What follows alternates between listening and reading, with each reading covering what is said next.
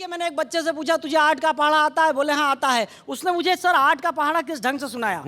8 एकम 8, 8 दूनी 16, 8 तिया 24, 8 चौके 8 पंजे 8 छक्के 8 सत्ते 8 नमे 8 दाम 80। मैं बोला चुप, ये बीच में क्या करता है? तेरा तो जीवन बर्बाद है। वो बोला सर पहाड़ा भूल गया तो क्या हुआ, धुन तो पूरी याद है। कॉमेडी के वीडियोस देखने के लिए हमारे चैनल को लाइक और सब्सक्राइब करें।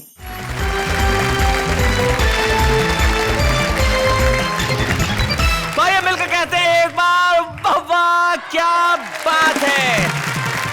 हमारे साथ हमारे 3 कवि मित्र हैं। हमारे साथ सबसे पहले जो बैठे हैं शानदार, ऐसा लग रहा है जैसे पंचायत का चुनाव लड़के सीधे सीधे आ रहे हैं या जाके लड़ेंगे। नाम इनका फारूक सरल है, लेकिन सरल साहब चुनाव मत लड़िएगा क्योंकि इन दिनों चुनावों में सरल लोग चुनाव नहीं लड़ते हैं, काफी टेढ़े लोग चुनाव लड़ते हैं, इसलिए आपकी जगह यही ठीक है, आप अदब की महफिल में रहिए। हम स्वागत करते हैं फारूक सरल का। फारूक सरल साहब के पास जो बैठे हैं वो बैठे हैं, वो ऐसे योगी किस्म के आदमी है कि कहीं भी बैठ सकते हैं।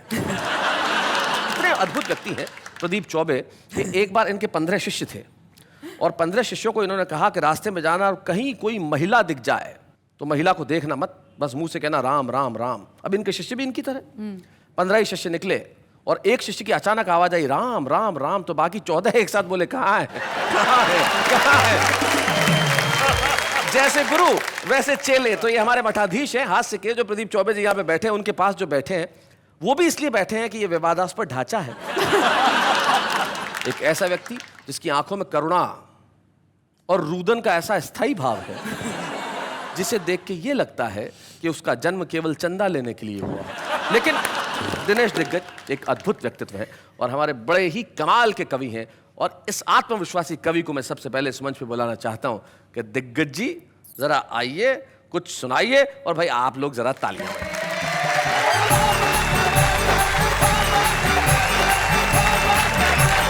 भाई साहब आपने कहा नाम में क्या रखा है, सच बताता हूं नाम में क्या रखा है, यहीं से बात शुरू करता हूं जी। कि सत्य प्रकाश झूठ बोलते बोलते थक गया। सत्य प्रकाश झूठ बोलते बोलते थक गया। शांति प्रकाश पता नहीं क्या क्या बक गया। रोशन लाल जीवन भर अंधेरों से हारा। सुखराम सदा रोता हुआ मिला। मांगी लाल नोटों पे सोता हुआ मिला। क्या बात। मिश्री लाल ने आज तक मिठाई का स्वाद नहीं चखा है, इसीलिए तो कहता हूँ भाई साहब नाम में क्या रखा है। भाई बहुत अच्छे, बढ़िया बढ़िया भाई, वाह वाह वाह। अलग अलग ढंग से बातें होती है। आप तो भाई साहब बहुत अच्छे स्कूलों में पढ़े, नेहा जी आप और ज्यादा स्कूलों में अच्छी पढ़ी।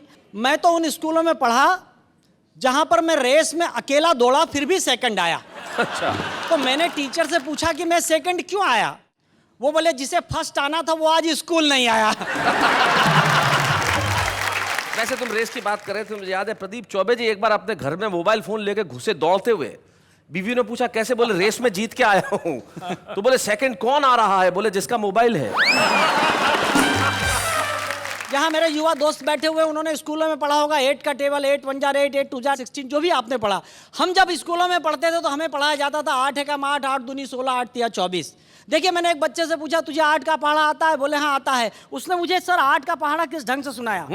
8 एकम 8, 8 दूनी 16, 8 तिया 24, 8 चौके 8 पंजे 8 छक्के 8 सत्ते 8 नमे 8 दाम 80। मैं बोला चुप, ये बीच में क्या करता है? तेरा तो जीवन बर्बाद है। वो बोला सर पहाड़ा भूल गया तो क्या हुआ, धुन तो पूरी याद है। अच्छा ड्राई सब्जेक्ट में से हंसी निकालते हैं भाई साहब हम जी। ब्लैक बोर्ड पर मैंने एक शब्द लिखा इलेक्ट्रिसिटी। सर आप बताइए इसमें कोई हंसने की बात थी क्या? बात ही नहीं है। एक बच्चे से मैंने पूछा, वो स्टेमर करता था, तुतलाता था, अटकता था। मैंने कहा बेटे क्या लिखा हुआ है? बोला मास्टर जी इलेक्ट्रिसिटी। मैंने कहा ये फ्यूज बल्ब है, इसे बोलना नहीं आता। 3 दिन बाद उसकी मम्मी आई। मैंने कहा आपका बच्चा इलेक्ट्रिसिटी को इलेक्ट्रिसिटी बोलता है, पूरी क्लास हंसती, अच्छा नहीं लगता? उसकी मम्मी कहने लगी मास्टर जी माफ कर दो ना, बच्चा छोटा है, इसकी कैपेसिटी ही कितनी है। अरे मैंने कहा बल्ब फ्यूज नहीं है, स्विच खराब है। 4 दिन बाद पिताजी आए। मैंने कहा आपका बच्चा इलेक्ट्रिसिटी को इलेक्ट्रिसिटी बोलता है, आपकी पत्नी कैपेसिटी को कैपेसिटी बोलती है। पूरी क्लास हंसती, अच्छा नहीं लगता। उसके पिताजी कहने लगे मास्टर जी बात बहुत छोटी सी है पर फोकट की पब्लिसिटी मत करो यार। मैंने कहा ना बल्ब फ्यूज है ना स्विच खराब है, पावर हाउस में ही फॉल्ट है। मैंने उस बच्चे से कहा तुम्हारे घर में कोई और है? बोले दादाजी हैं 80 साल के। मैंने कहा भेजो उस आइटम को भी चेक करेंगे। दादाजी आए, नमस्कार। मैंने कहा नमस्कार, क्या हो गया? मैंने कहा आपका पोता इलेक्ट्रिसिटी को इलेक्ट्रिसिटी बोलता है, आपकी बहू कैपेसिटी को कैपेसिटी बोलती है, आपका बेटा पब्लिसिटी को पब्लिसिटी बोलता है। पूरी क्लास हंसती है, अच्छा नहीं लगता। बोला मास्टर जी ये तो सब जाहिल और गंवार हैं, इन्होंने यूनिवर्सिटी का कभी मुंह ही नहीं देखा। और हकीकत है साहब, शिक्षा क्या हो गई है जी। पुराने जमाने में होता था कोई बच्चा स्कूल नहीं आता था तो स्कूल से 4-5 बच्चे जाते थे, उसके हाथ पैर पकड़ के उसे ऐसे ऐसे करके लाते थे। आंचलिक भाषा में कहते हैं टांगा टोली करके लाते थे जी। ये दृश्य खत्म हो गए, शिक्षा के प्रति अनुराग खत्म हो गया। लेकिन मैंने आज से 4 दिन पहले मेरे शहर में यह दृश्य देखा। 4-5 स्कूल के विद्यार्थी एक को ले जा रहे टंगा टोली करके। मैंने कहा क्यों, ये विद्यार्थी क्या स्कूल नहीं आ रहा है? बोले ये विद्यार्थी नहीं है, मास्टर है। 1.5 महीने से नहीं आ रहा, मिड डे मील खा के जाता वहीं रह जाता है। अभी मैंने नई कार खरीदी, जब लेकर निकला तो अचानक बंद हो गई। मैंने सोचा शायद पेट्रोल खत्म हो गया होगा। सामने ही मेरे मित्र रहते थे, मैंने कहा नरेंद्र जी शायद मेरी कार में पेट्रोल खत्म हो गया, कोई हेल्प करो। वो बड़ी गंभीर मुद्रा में अंदर गए और एक माचिस लेकर आए। मैंने कहा इससे क्या करूंगा? बोले पेट्रोल चेक कर लो। मैंने कहा इससे पेट्रोल कैसे चेक करूंगा? बोले सुनो, अगर कार में पेट्रोल नहीं हुआ तो तुम्हें पता चल जाएगा, और अगर हुआ तो कल न्यूज़पेपर के माध्यम से पूरे शहर को पता चल जाएगा कि पेट्रोल था। लोगों के मदद करने के तरीके बदल गए। बधाइयां कम मिलती है भाई साहब, आजकल धमकियां ज्यादा मिलती है जी। धमकियों पर एक कविता, फारूक भाई प्रदीप जी सुनिएगा, कि पिछले दिनों एक धमकी भरा एसएमएस हमारे पास आया। एसएमएस पढ़कर सिर चकराया। लिखा था दिग्गज जी हम आपके जीवन का सुख चैन तोड़ देंगे, अगर 50 लाख रुपया नहीं दिया तो आपका नाम किसी आइटम गर्ल से जोड़ देंगे। एसएमएस पढ़कर मैं हो गया पसीना पसीना जी। मैंने कहा बदनाम हो गया तो मुश्किल हो जाएगा जीना। मैंने मदद के लिए तुरंत एक नेताजी को फोन लगाया। यह मेरी सबसे बड़ी गलती थी। मैंने मदद के लिए एक नेताजी को फोन लगाया। फोन स्वयं नेताजी ने उठाया। बोला दिग्गज जी क्या हाल चाल हैं? मैंने कहा चाल तो ठीक है, हाल बुरा है। मेरे सीने पर धमकियों का छुरा है, मेरी मदद कीजिए। मदद शब्द सुनते ही वे आवाज बदल कर बोले इस मार्ग की सभी लाइनें व्यस्त हैं, कृपया कुछ देर बाद डायल कीजिए। तभी मुझे मेरे एक वरिष्ठ कवि मित्र का ख्याल आया। मैं नाम नहीं बताऊंगा, नहीं तो आपको पता चल जाएगा कि मैं प्रदीप चौबे भाई साहब की बात कर रहा हूं। तभी मुझे मेरे एक वरिष्ठ कवि मित्र का ख्याल आया। मैंने उन्हें फोन लगाया, कहा गुरु लोग हमें धमकियां दे रहे हैं, कोई मार्ग सुझाओ। वो बोले मार्ग? हम तो हाईवे सुझा देंगे। जरा डीप में जाके समस्या बताओ। ओहो। मैंने कहा गुरु लोग मेरा नाम आइटम गर्ल के साथ जोड़ रहे हैं। आइटम गर्ल का नाम सुनते ही गुरु क्रोध में आ गए। मुझे लगा कि आज तो धरती और अंबर हिल जाएगा। धीरे से आकर बोले जिसने तुझे धमकी दी है उसका मोबाइल नंबर मिल जाएगा। मैंने कहा बिल्कुल मिल जाएगा गुरु। बोले फिर तू ही डायल कर, हो जा शुरू। डायल तो मैं भी कर सकता था, कोई डिफरेंस नहीं है, पर फिलहाल मेरे मोबाइल में बैलेंस नहीं है। तो मैंने कहा गुरु क्या आप धमकी देने वाले को डराएंगे, धमकाएंगे या समझाएंगे? बोले न डराएंगे, न धमकाएंगे, न समझाएंगे, हम एक नई टेक्निक अपनाएंगे। तेरा नाम डिलीट करके हम अपना नाम जुड़वाएंगे। क्या बात है, बहुत अच्छे। क्या कहने वाह वाह वाह। अचानक वे शायरी करने लगे। अरे हजारों साल नरगिस अपनी बेनूरी पर रोती है, तब कहीं जाकर चमन में एक फूल खिलता है। और सच बात तो यह है कि आम आदमी को आजकल बदनाम होने का मौका ही कहाँ मिलता है। क्या बात है भाई, वाह वाह वाह वाह। दिग्गज भाई तुझे बधाई, तुझे धमकियां मिल गई, हमें कविता मिल गई। ये धमकियां नहीं थी, नई कविता के लिए नया प्लॉट है। वाह वाह क्या बात है, वाह वाह क्या बात है।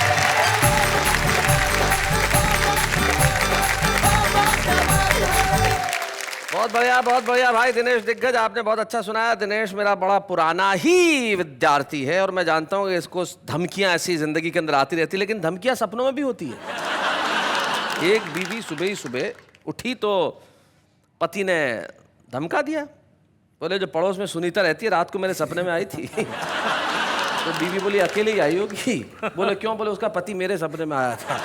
तो अगर धमकियां आप देंगे तो कई बार सामने से भी कुछ गड़बड़ हो सकती है, लेकिन कुछ लोग होते हैं जीवन में बड़े सरल होते हैं, उन्होंने कुछ लेना देना नहीं होता। तो आचरण, व्यवहार, कलम, कविता, सबसे सरल व्यक्ति को हम बुलाते हैं जिनका नाम फारूक सरल है। हम जोरदार तालियों से स्वागत करते हैं।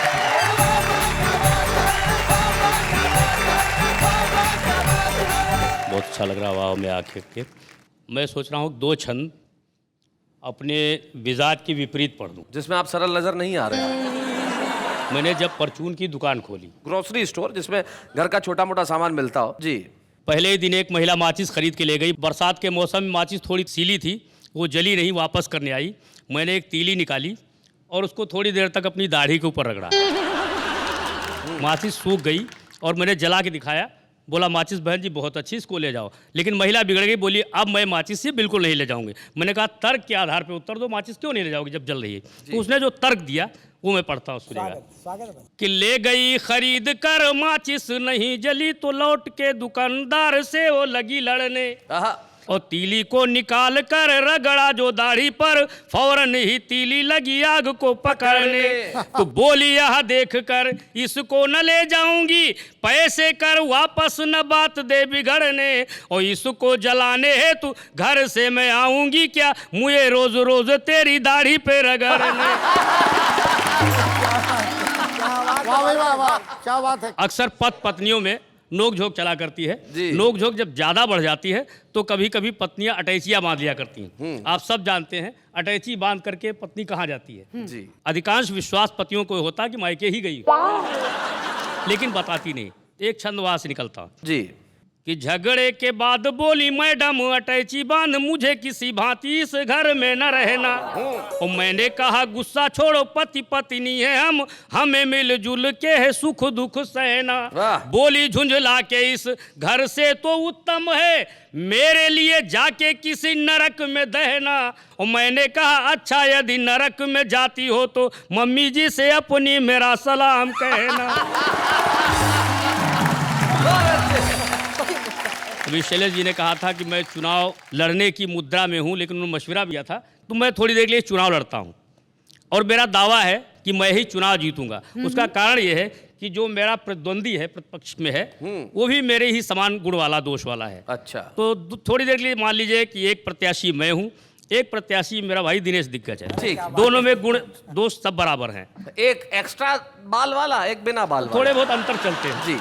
वो अनुपात बराबर हो जाता है। अनुपात बराबर हो जाए। तो सुनेगा कि एक से बढ़कर एक लुटेरे, सब कुर्सी को खड़े हैं घेरे, एक दूजे पर आंख तरेरे, चोर चोर भाई मौसेरे। वाह। इस कुर्सी पर हम बैठेंगे कहीं और तुम किसको हमारे सिवा, बोलो चुनोगे तुम किसको हमारे सिवा, बोलो चुनोगे तुम किसको। पहली समानता, थोड़ा बहुत अंतर शब्दों का हो सकता है लेकिन अर्थवत्ता और गुणवत्ता दोनों की बराबर। जी। कि मैं झगड़ा लूं ये है लड़ाकू, मैं चंगेजी हूँ ये हलाकू, मैं हूँ छुरी और ये चाकू, मैं भी डाकू ये भी डाकू। क्या बात है। और दोनों देश को ही लूटेंगे, चुनिए चाहे जिसको हमारे सिवा, बोलो चुनोगे तुम किसको हमारे सिवा, बोलो चुनोगे तुम किसको। कि राजनीति का एक कहरा, राजनीति का एक कहरा, अपना मकसद एक ही ठहरा, दोनों का संबंध है गहरा, मैं हूँ अंधा ये है बहरा। क्या बात है। दोनों नहीं सुने देखेंगे, रोज चाहे सिसको हमारे सिवा, बोलो चुनोगे तुम किसको हमारे सिवा, बोलो चुनोगे तुम किसको। ये लड़ाई झगड़े सिर्फ थोड़ी देर के होते हैं, उसके बाद फिर हम एक हो जाएंगे। कि बस चुनाव भर हम्मा हम्मा, बस चुनाव भर हम्मा हम्मा, धमा चौकड़ी धम्मी धम्मा, जीत गए तो दम्मा दम्मा, वल्ले वल्ले छम्मा छम्मा। क्या बात है। एक करेगा वहां भांगड़ा, एक करेगा डिस्को हमारे सिवा, बोलो चुनोगे तुम किसको, हमारे सिवा बोलो चुनोगे तुम किसको। भाई क्या बात है।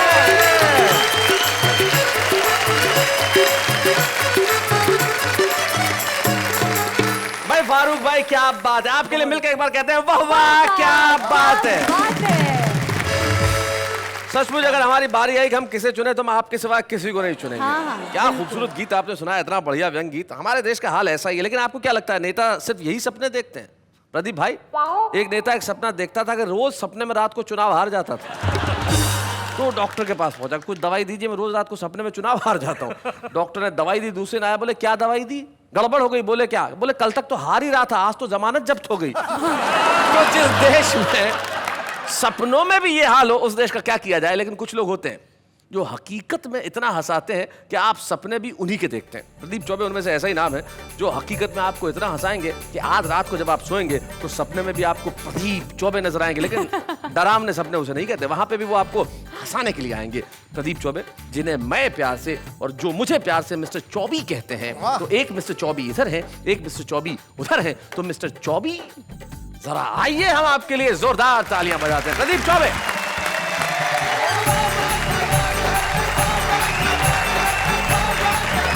बड़ी मुसीबत होती है कवियों की, और खासकर हास्य कवियों की। जो थोड़ा बहुत नाम मिल जाता है, लोकप्रियता मिल जाती है, तो उनके लिए संकट भी होता रहता है। मैं कॉलेज में कविता पढ़ने के लिए गया, कवि सम्मेलन में गया, तो वहाँ का एक नौजवान जो स्टूडेंट था वो मेरे पास में आके मेरे काव्य पाठ से पहले बोला कि प्रदीप जी, आपको तो हम सुनते ही रहते हैं, लेकिन आपसे पहले अगर मैं 2 मिनट की पढ़ दूँ तो क्या मुझको आज्ञा देंगे, अनुमति देंगे? मैंने दया की उस पर, मैं कहा पढ़ ले भाई। मैं कहा 2 मिनट रहेगा ना?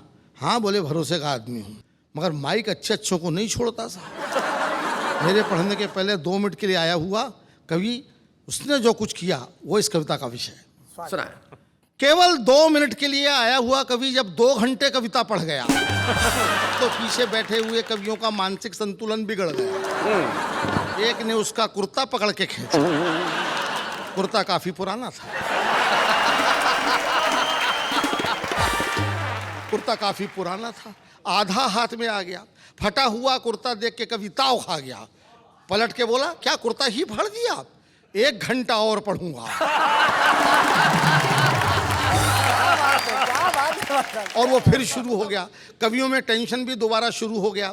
बड़े कवि ने छोटे कवि से कहा, ये कुर्ते से नहीं मानेगा।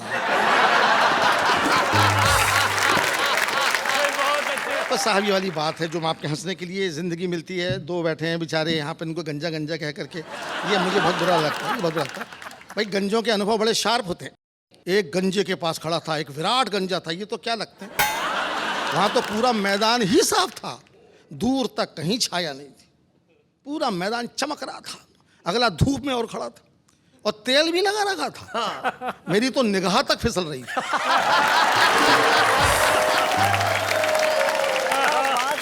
लेकिन उसके गंजत्व से आकर्षित होकर के मैं उसके पास पहुंच गया कि शायद कुछ देखने को मिले। तो गौर से देखा, दिखा साहब उसकी खोपड़ी पे 2 बाल लहरा रहे थे। एक बाल सीनियर था, दूसरा जूनियर था। तो जूनियर बाल ने सीनियर बाल से कहा कि दादा अपन दोनों आपस में शादी कर लें तो ये मैदान लहलहा जाए। तो सीनियर बाल बोला ऐसा नहीं हो सकता भैया, इस देश में बाल विवाह पे पाबंदी है।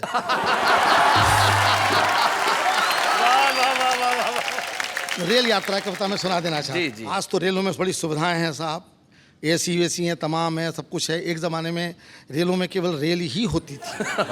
और अभी मैं गया आपके राजस्थान में बीकानेर इलाके में, वहाँ पर आज भी मीटर गेज है, मीटर गेज। वो शायद आप मीटर गेज के बारे में नहीं जानते होंगे कि ब्रॉड गेज चलता है आजकल, मुझे खुद नहीं मालूम था जी। और वहाँ मीटर गेज थी, उसी में बैठना था। तो मैंने गार्ड से पूछा कि गार्ड साहब मीटर गेज किसको बोलते हैं? तो वो बोला बैठ के देखो। मैं बैठ गया, उसी में जाना था। मीटर गेज में बैठने के बाद मुझे पता चला कि वो गाड़ी 1 घंटे में 1 मीटर जाती थी। और जब वो गाड़ी चली तो उसकी स्पीड देख के मेरे को रोना आ रहा था। अच्छा। तो मैंने गार्ड से पूछा कि गार्ड साहब एक फ़ोन करके आ जाऊं तो क्या मैं दौड़ के गाड़ी पकड़ लूँगा? तो गार्ड बोला बहुत तेज़ मत दौड़ना, वरना अगली गाड़ी में बैठ जाओगे। रेल की जनरल बोगी में सफ़र किया मैंने, आपको सच्ची का कविता सुना रहा हूँ। उसे रेल की जनरल बोगी इसलिए कहते हैं कि उसमें धक्के खाते खाते आदमी में जनरल जैसा विल पावर आ जाता है। तो उसमें जो कुछ हुआ बताता हूँ जी। भारतीय रेल की जनरल बोगी, पता नहीं आपने भोगी कि नहीं भोगी। एक बार हम भी कर रहे थे यात्रा, प्लेटफॉर्म पर देखकर सवारियों की मात्रा हमारे पसीने छूटने लगे, हम झोला उठाकर घर की ओर फूटने लगे। तभी एक कुली आया, मुस्कुरा के बोला, अंदर जाओगे? हमने कहा तुम पहुंचाओगे? वो बोला, बड़े बड़े पार्सल पहुंचाए हैं, आपको भी पहुंचा दूंगा, मगर रुपए पूरे 50 लूंगा। हमने कहा 50 रुपया? वो बोला, हाँ भैया, 2 रुपए आपके बाकी सामान के। हमने कहा यार सामान नहीं है, अकेले हम हैं। वो बोला, बाबूजी आपके सामान से कम है। भीड़ देख रहे हैं, कंधे पे उठाना पड़ेगा, धक्का दे के अंदर पहुंचाना पड़ेगा, मंजूर हो तो बताओ। हमने कहा देखा जाएगा, तुम उठाओ। कुली ने बजरंगबली का नारा लगाया और पूरी ताकत लगा के हमें जैसे ही उठाया कि खुद बैठ गया। ताकत लगा के जैसे ही उठाया खुद बैठ गया। दूसरी बार कोशिश की तो लेट गया। हाथ जोड़कर बोला, बाबूजी भगवान ही आपको उठा सकता है, हम क्या खाकर उठाएंगे, आपको उठाते उठाते खुद दुनिया से उड़ जाएंगे। तभी गाड़ी ने सीटी दे दी, हम झोला उठाकर धाए, बड़ी मुश्किल से डिब्बे के अंदर घुस पाए। डिब्बे के अंदर का दृश्य और घमासान था, पूरा डिब्बा अपने आप में हल्दी घाटी का मैदान था। लोग लेटे थे, बैठे थे, खड़े थे, जिनको कहीं जगह नहीं मिली वो बर्थ के नीचे पड़े थे। अच्छा। हमने गंजे यात्री से कहा, भाई साहब थोड़ी सी जगह हमारे लिए भी बनाइए। वो सिर झुका के बोला, आइए हमारी खोपड़ी पे बैठ जाइए। झल्लाया हुआ था बहुत। तभी एक भरा हुआ बोरा डिब्बे के अंदर चढ़ा, आगे बढ़ा और गंजे के सिर पर गिर पड़ा। गंजा चिल्लाया, किसका बोरा है? बोरा फौरन खड़ा हो गया और उसमें से एक लड़का निकल के बोला, अकेला बोरा नहीं है अंकल जी, बोरे के अंदर 12 साल का छोरा है। अंदर आने का यही एक तरीका है, हमने अपने माँ बाप से सीखा। वाह। आप तो एक बोरे में घबरा रहे हैं, जरा ठहर तो जाओ, अभी गद्दे में लिपट के हमारे बाप जी अंदर आ रहे। उनको आप कैसे समझाएंगे? हम तो खड़े भी हैं, वो तो आपकी गोद में लेट जाएंगे। एक और देखिए, छोटा सा व्यंग है जी। एक यात्री बर्थ के नीचे से निकलता हुआ अपनी आंखें मलता हुआ फिल्मी अंदाज में बोला, मैं कौन हूं? मैं कौन हूं? उसका पड़ोसी बोला, शुक्र करो बेटा कि हो, वरना कल रेलवे कर्मचारी पूछते कि ये कौन था। इतना सुनते ही पूछने वाला मौन था। मगर एक अंतिम सीन तो आपको जरूर अच्छा लगेगा, क्योंकि आपको भी ऐसा अनुभव आया ही होगा। अचानक गाड़ी बड़ी जोर से हिली, एक यात्री खुशी के मारे चिल्लाया, अरे चली चली। दूसरा बोला, जय बजरंगबली। तीसरा बोला, या अली। हमने कहा गाड़ी तो बगल वाली जा रही है। गाड़ी तो बगल वाली जा रही है और तुमको अपनी चलती नजर आ रही है। प्यारे, सब नज़र का धोखा है। दरअसल ये रेलगाड़ी नहीं, हमारी ज़िंदगी है, और ज़िंदगी में धोखे के अलावा और क्या होता है? क्या होता है? क्या बात है, वाह वाह वाह।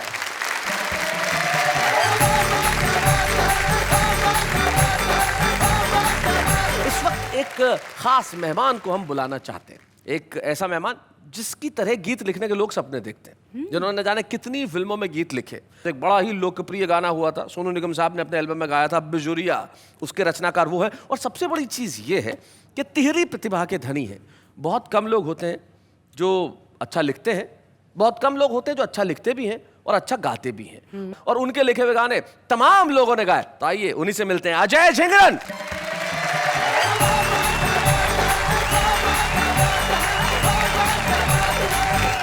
पहले वही गीत पेश करूंगा जो मेरी पहचान बना हुआ है पूरे देश में। मेरा पहला गीत था, तो मुझे आज भी वो लम्हा याद है जब वो गीत रिलीज हुआ था, तो मैं कैसे भाग के ऑडियो की शॉप पे गया था खरीदने के लिए अपना कैसेट। ये सपना होता है, सहारनपुर से एक लड़का आता है जिसका नाम अजय झिंगरन होता है, और इनकी एक ख्वाहिश होती है कि जब मेरा गाना आया तो मैं ऑडियो कैसेट खरीद के लाऊं। ये ख्वाहिश पूरी हुई। खूबसूरत गाना अजय हमें सुना रहे हैं जो अजय ने लिखा।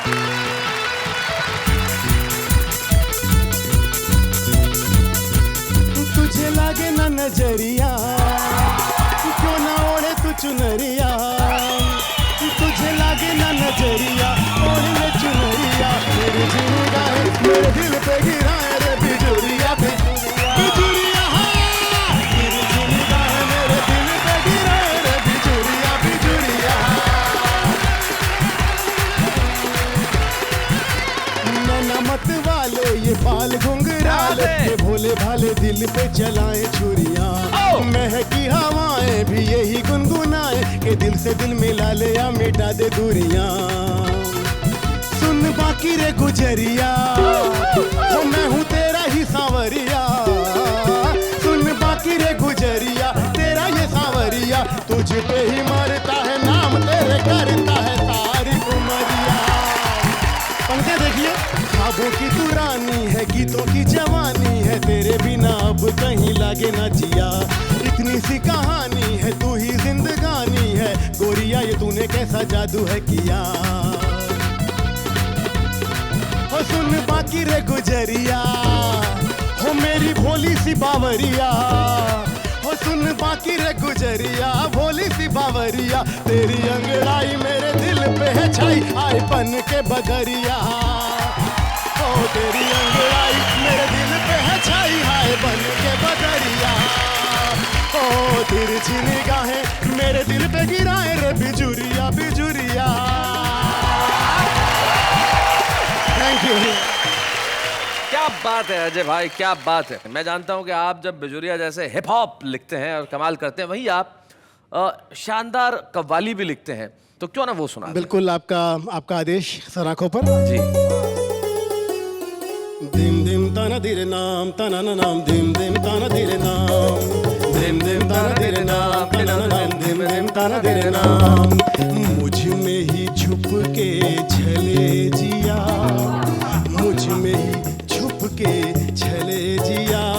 अरे मोरा पिया बहरू पिया, मोरा पिया बहरू पिया।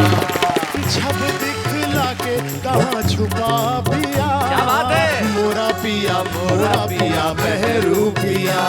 अरे मोरा पिया बहरू पिया। इसकी हकीकी की पंक्तियां देखिएगा। इरशाद। मेरे लब पे तेरे नगमे जवां हैं, मेरे दिल पे तेरे दिल के निशान हैं, कि अब मैं बन गया तू और तू मैं, कोई कह दे जुदा हम तुम कहाँ हैं, मुझ में ही छुप के छले जिया। मोरा पिया बहरू पिया। फोटो पे इनकार बहुत है,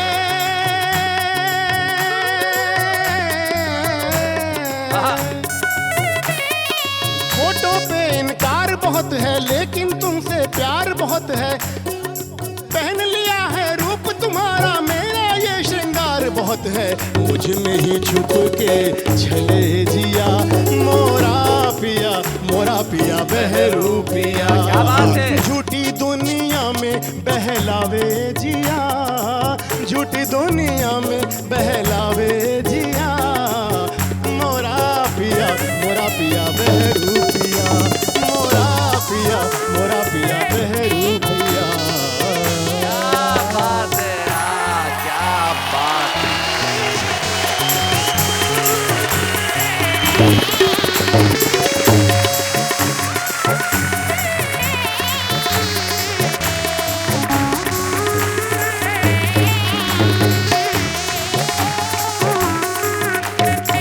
क्या बात है। अजय झिंगुरन जी ने जिस ढंग से, जिस अंदाज से अपनी रचनाओं को यहाँ सुनाया, उससे ये साबित होगा कि कविता हर जगह बसती है। ऐसे बहुत सारे छुपे रुस्तम होते हैं जो जिंदगी में किसी भी मुकाम पर रहें लेकिन अपने कवि को मरने नहीं देते। जैसे कि सबसे कठिन काम अगर इस देश में कोई है तो वो है हाउसवाइफ होने का। ट्रू। लेकिन कुछ छुपे रुस्तम ऐसे होते हैं जो घर में रह के सिर्फ घर ही नहीं संभालते, लफ्जों को भी संभाल के रखते हैं, अल्फाज भी उनके पास होते हैं। एक ऐसी ही छुपे रुस्तम आज हमारे साथ है जो दुर्ग में रहती हैं। नाम उनका श्रीमती शशि दुबे है और मैं जानता हूं उनके पति को ये कह देना चाहता हूं कि आज ये छुपे रुस्तम के रूप में आ रही हैं, कल आपके लिए बहुत बड़ा चैलेंज होने वाली है। डॉक्टर शशि दुबे।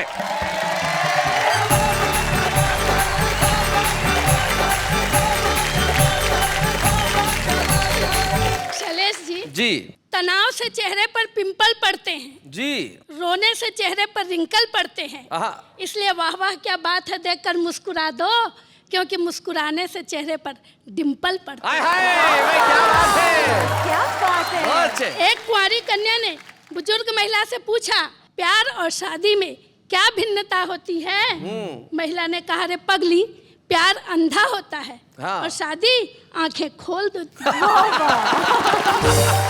प्यार में दो दिल इतने पास आ जाते हैं, इतने पास आ जाते हैं कि बिना बोले एक दूसरे की सारी बातें समझ जाते हैं। क्या बात है। और शादी में शरीर तो पास रहते हैं किंतु दिल इतने दूर हो जाते हैं, इतने दूर हो जाते हैं कि बिना चिल्लाए एक दूसरे को अपनी बातें समझा नहीं पाते। क्या बात है भाई, बहुत बढ़िया।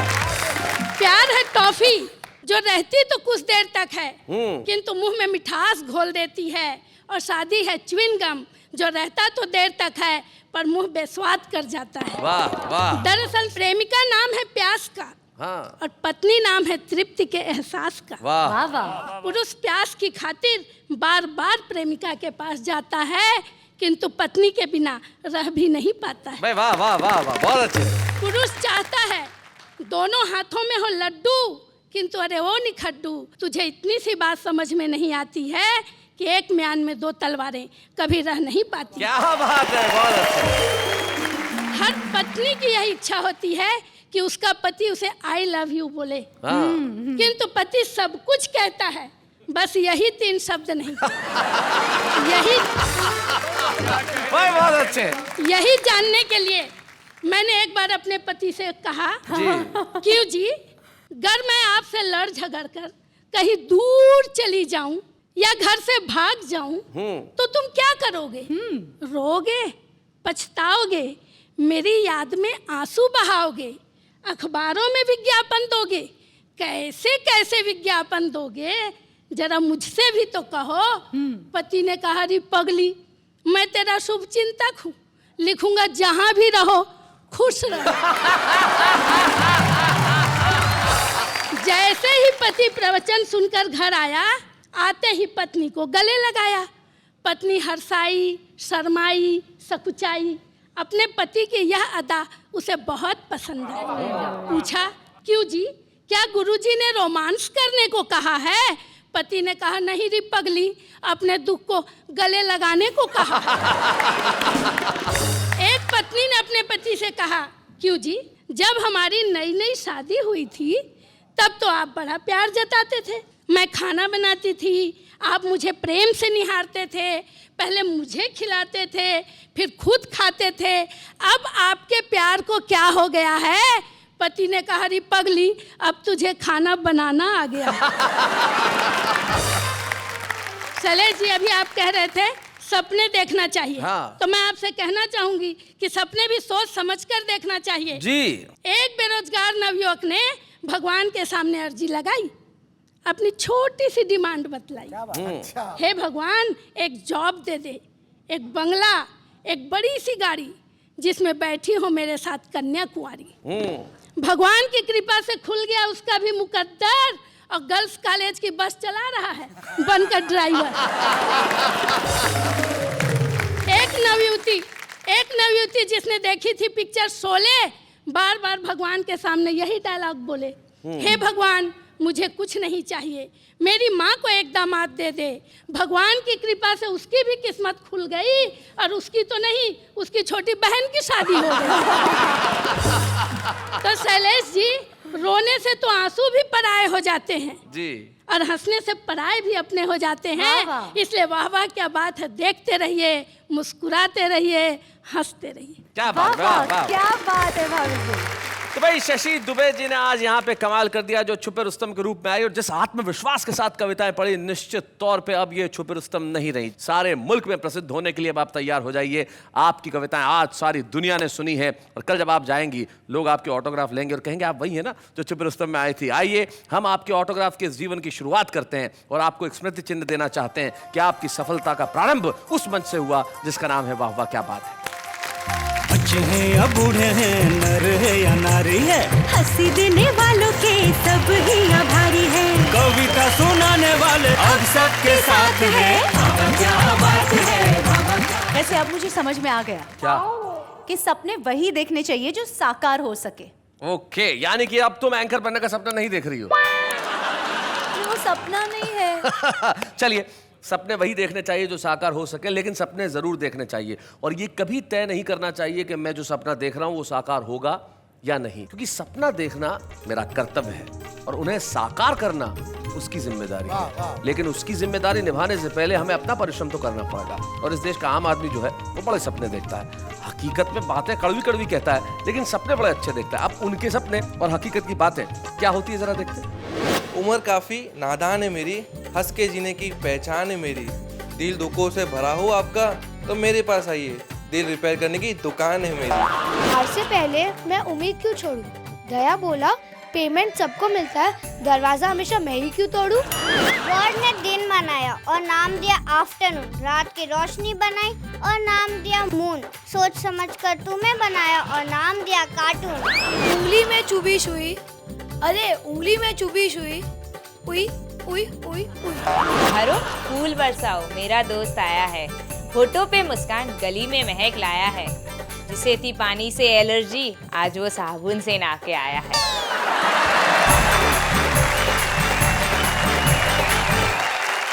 तो भाई ये जो हमारा कॉमन मैन है, जो आम आदमी बड़ा कमाल करता है, और हमारे देश में जो 80% देश गांवों और कस्बों में बसा हुआ है वो हमारा देश आम आदमी ही है। वहां पे अगर कोई व्यक्ति तरक्की करता है तो बड़ी खुशी की बात होती है।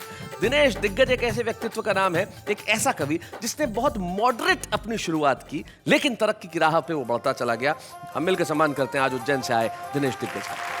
बच्चे हैं या बूढ़े हैं, नर है या नारी है, हंसी देने वालों के सब ही आभारी है, कविता सुनाने वाले सबको हंसाने वाले अब सबके साथ है। बड़ी खुशी की बात है कि आज दिनेश जी की पत्नी यहाँ पे उपस्थित है, प्रेमशीला श्रीवास्तव। मैं उन्हें इस मंच पे आमंत्रित करता हूँ। आइए प्रेमशीला श्रीवास्तव। प्रेमशीला जी स्वागत है आपका। धन्यवाद। आपकी अरेंज मैरिज है या लव मैरिज? Arrange marriage. लेकिन हमें तो विश्वस्त सूत्रों द्वारा ज्ञात हुआ है कि ये लव मैरिज थी। ये सब लोगों को पता लग जाएगा इसलिए। मतलब अरेंज बता रही है, तो लव मैरिज बताने में क्या दिक्कत है? मतलब इनसे प्यार हुआ, इसमें शर्मिंदगी है? तो क्यों? क्योंकि सभी लोग सुन रहे होंगे। भाई देखो, भारतीय संस्कृति देखिए कि सभी लोग सुन रहे हैं, तो मैं सबके सामने नहीं कह सकती कि मैं पति से प्यार करती हूँ। भाई वाह वाह, इस संस्कृति को प्रणाम करते हैं, बहुत अच्छे। क्या कैसा व्यवहार रहता है घर में इनका? डरते हैं मुझसे बहुत। क्या आप मतलब पीटती वीटती हैं, क्या करती हैं? नहीं, पीटती नहीं है, फिर भी डरते हैं, खाली धमका रखा है? अच्छा अच्छा। आज आप कैसा महसूस कर रही? आज मुझको बहुत खुशी हो रही है कि आपने यहाँ इनको सम्मान किया और मुझे भी बुलाया। बहुत बहुत ज़्यादा खुशी हो रही है। क्या बात है, वाह वाह, बहुत स्वीट है। दिनेश आप कुछ कहना चाहते हैं? निश्चित रूप से आज खुशी का इसलिए भी मौका है कि जहाँ मेरी पत्नी और मुझे आपने सम्मानित किया, लेकिन उससे बड़ी बात यह है कि मेरे परिवार के जो सबसे अहम और बड़े सदस्य हैं, हमारे आचार्य पीठ के जो सबसे बड़े सदस्य हैं, यानी आप, वो आप मेरे साथ हैं। और शायद ज़िंदगी में ईश्वर से मैंने अगर और कुछ भी मांगा होता आज के दिन तो मिल जाता, पर आज आपने मेरा जो सम्मान किया आपकी उपस्थिति में, आपके हाथों से, शायद मैं इस जन्म में नहीं भूल पाऊंगा। और अगला जन्म अगर मुझे मिला तो आपको बड़े भाई के रूप में ढूंढना मेरी पहली प्राथमिकता होगी।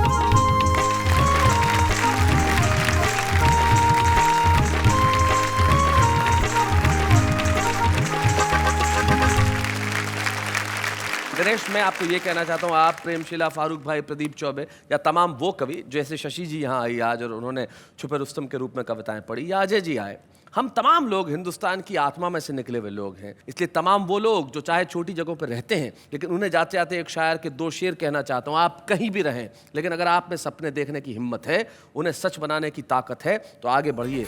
जमाना आपका इंतजार कर रहा है। तब मैं कहता हूँ कि दिल आंखें बंद करके भी वो चेहरा देख सकता है। वो तमाशा ही नहीं है, मगर तमाशा देख सकता है। और हम खिड़कियां दरवाजे बंद कर ले तो भी क्या होगा, जो सूरज है उसे जमाना देख सकता है। वाह वाह, क्या बात है।